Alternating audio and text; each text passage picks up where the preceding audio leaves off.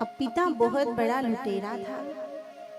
अब पिता बीमार हुए, चारों बेटे रोने लगे कि पिताजी हमें छोड़कर मत चले जाना।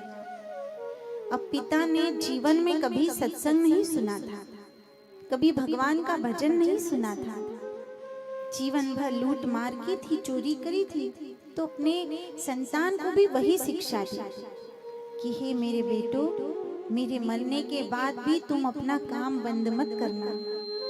जो चोरी मैंने जीवन भर की है, वैसे ही इस कार्य को तुम भी आगे बढ़ाना। अब चारों बेटे अपने पिता की मर्जी का सम्मान करते हैं। वो चारों ही बेटे जेब कतरे बन गए, लुटेरे बन गए, डाकू बन गए। अब मन में भाव आया कि रोज रोज चोरी करने से तो अच्छा है कि हम किसी ऐसे घर में चोरी करें कि हमें बार बार चोरी करना नहीं पड़े। तो चलते हैं, हमारे गांव का जो सेठ जी है वह धनाढ्य है, कोई कमी नहीं है उनके घर धन की। हीरे मोती सोने चांदी सब है, जवाहरात कोई कमी नहीं है, सोने की असरफियां भी है उनके पास। तो चलो सबसे पहले तो सेठ जी के घर डाका डालें, क्या पता इतना धन मिल जाए कि कभी जीवन में चोरी ही नहीं करना पड़े। चारों ही भाई जाने लगे। मार्ग में जाते हुए जैसे ही घने जंगलों से होते हुए पांव में कांटे चुभ रहे हैं और जा रहे हैं चोरी करने के लिए।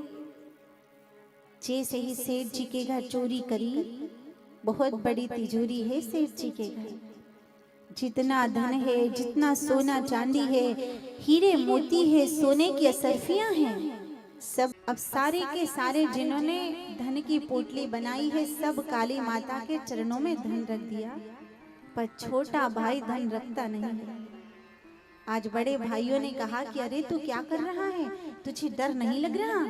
देख हाथ में तलवार है काली माता के, अभी रुंड मुंड अलग कर देगी, देर नहीं करेगी, सियावर रामचंद्र की जय।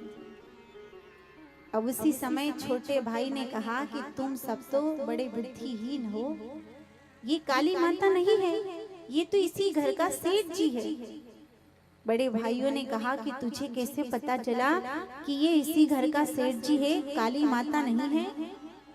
तो उसने कहा कि भैया जब हम चोरी करने आ रहे थे ना, उन मार्ग में मेरे पाँव में कांटा चुभ गया था। तो उस समय उस गांव में जब घने जंगल से निकले थे, तो उस गांव में भगवान की कथा चल रही थी, सत्संग चल रहा था। और हमारे पिताजी ने कहा था ना कि जीवन में हर कार्य करना, पर जीवन में कभी सत्संग मत सुन लेना। तो जब वहाँ कथा चल रही थी तो मैंने अपने दोनों कानों में उंगली डाल दी थी, पर चलते चलते मेरे पाँव में कांटा चुभ गया। तो कांटा निकालने के लिए मैंने एक कान से उंगली निकाली और कांटा निकालने लगा। इतनी देर में तो कथावाचक कह रहे थे कि जो देवता होते हैं उनकी पलक कभी झपकती नहीं है, बार बार खुलती नहीं, बंद नहीं होती है, और जो साधारण मनुष्य होता है उसकी पलक बार बार बंद होती है और बार बार खुलती है। तो यह काली माता अगर होती तो इसकी पलक बंद नहीं होती, इसकी पलक तो बार बार खुल रही है, बंद हो रही है।